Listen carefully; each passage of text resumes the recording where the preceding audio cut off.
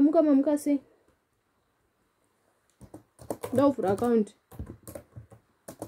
No stroke kana RTGS. RTGS.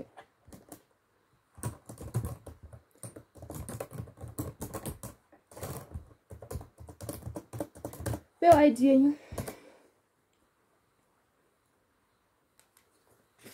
Kumbira umpfeke mask yenyu zvakanaka. Nyatsovhara mino.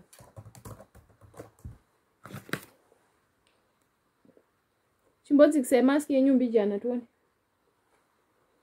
Echikwiridzai mask yenyu nyatsovhara mino zvakanaka. Ndipeiwo proof of residence ne 2 passport size photos ne $20. Hamuna proof of residence. Koma passport size photos. Hamuna. Kuvhura bank account kwasiyana nokuvhura sim card ka. Aungouyi uchifamba wakabata chitupa. Kunodiwa 2 passport size photos. Kunodiwa proof of residence. And then unouya ne $20 yekuti tiise mu account. Handitika. Amungouyi ibva yenyu dzokerai mubve mandoya nezvinhu zvenyu zvakakwana. Musaswera muchititemesa musoro. Oi chitupa chenyu ichi. Dzokerai munondoya ne passport size photos too. Mouya ne proof of residence. Mobva mauya ne $20. Saka mchichitambisira nguva. Next time munofanira kutanga mabvunza musati mauya kuno kwanditika. Musangouya mchifamba.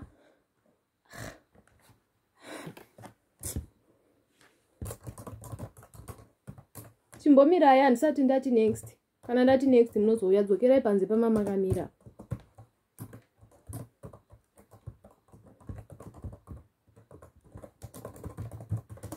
Musapushana, mirai zvakanaka muchipanana 1 meter social distancing papo. Mabereki confusion iri papiko.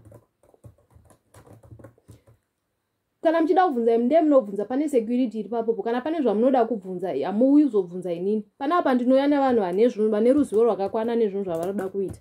Kana muda kubvunza time mobvunza security akamira apo. Madha ndati handisati ndati next ndichakushedzai. Mbodzokerai panze.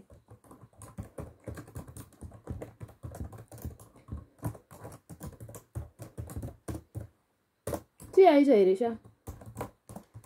Ucheza nguwa inasiyo. Peza na 2 zvako. Hanzi yaita. Tomboenda ku lunch.